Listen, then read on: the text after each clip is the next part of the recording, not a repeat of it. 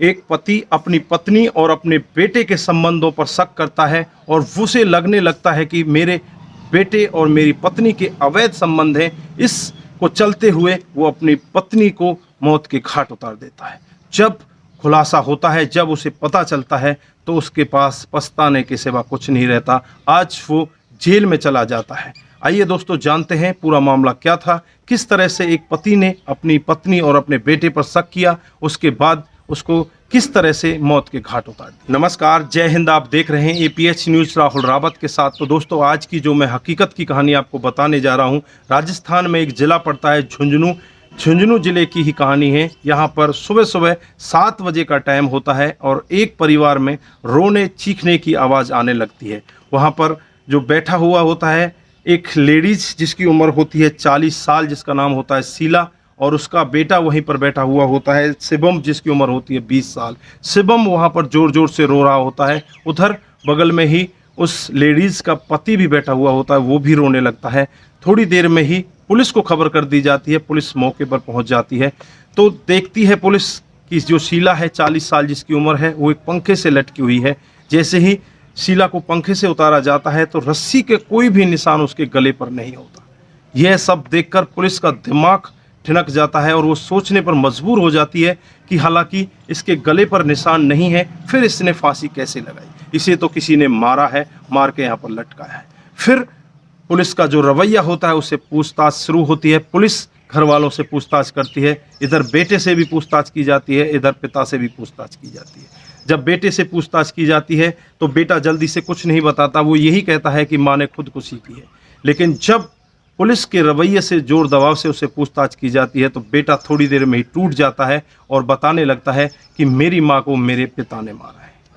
Police फिर उसके पिता के पास पहुंचती है और पिता से कहती है कि तुम्हारे बेटे ने सब कुछ बता दिया है, अब तुम्हें बताने की कोई ज़रूरत नहीं है, तुमने ही अपनी पत्नी का मर्डर किया है। यह सब सुनकर पिता के हाथ पैर फूल जाते हैं और वो अपना जुर्म कबूल कर लेता है। और पुलिस उससे जब पूछताछ करती है तो एक बहुत बड़ा खुलासा होता है। पुलिस को बताता है, वो कहता है कि जो मेरी पत्नी है वो मेरे बेटे के साथ में ऐसे रहा करती थी जैसे कि हम पति पत्नी रहते हैं, यानी कि बिल्कुल एक उनके संबंध मुझे ऐसे लगते थे। उससे हंसा बोला करती थी, उसके साथ एक साथ बैठकर खाना खाया करती थी और उसी के साथ ज़्यादातर टाइम बिताया करती थी। मैं कई बार अपनी पत्नी को कह चुका था कि तुम बेटे के साथ में ऐसा मत रहा करो, ये ठीक नहीं है। और जबकि वो मेरे को यही कहती थी तुम्हें शर्म आनी चाहिए, तुम बेटे और माँ के नाते में ऐसा कुछ देख रही हो, तुम्हारी खुद की नीयत बहुत ज़्यादा खराब है। अब यह सुनकर पिता परेशान हो जाता है, वो कुछ नहीं कहता। एक दिन का वाकया होता है कि पिता किसी काम से बाहर गया हुआ था, बाहर से जब घर वापस आता है तो माँ बेटे एक बेड पर बैठे हुए होते हैं और वो दोनों आपस में खाना खाकर किसी बात पर खिलखिलाकर हंस रहे होते हैं। ये हंसी पिता को इतनी बुरी लग जाती है कि वो शाम को जैसे ही रात होती है, रात को अपनी पत्नी के कमरे में जाता है और उससे कहता है कि तुम बेटे के साथ में ऐसा संबंध क्यों रखती हो, क्यों बेटे के साथ में इतना हंसा बोला करती हो? माँ उसे यही कहती है कि तुम्हें तो शर्म आनी चाहिए, तुम तो बहुत गंदे आदमी हो, तुम्हें तो यही नहीं पता माँ बेटे का रिश्ता कैसा होता है। हम अपने माँ बेटे के रिश्ते में साथ हैं, हम अपने बेटे के साथ हंसा बोला करते हैं, उसके साथ ना हंसे बोले तो किसके साथ हंसे बोले, कहाँ जाएं? ये सब सुनकर पति को इतना क्रोध आ जाता है, उसका गला दबाने लगता है और गले को तब तक दबा के रखता है जब तक कि उसके प्राण ना निकल जाए। वहीं पर तड़प तड़प कर पत्नी की मौत हो जाती है। और फिर एक प्लानिंग करता है पिता कि एक रस्सी लेता है, रस्सी उसके गले में बांधता है और उसे पंखे से लटका देता है। वो प्लान तो उसका ऐसा था कि पता लगे लोगों को कि इसने खुदकुशी की है। लेकिन जैसे ही बेटे ने बताया और पिता को भी थोड़ी देर दबाव के साथ पूछा जाता है तो पिता सारा जुर्म कबूल कर लेता है और सब कुछ अपनी आंखों से बयां कर देता है।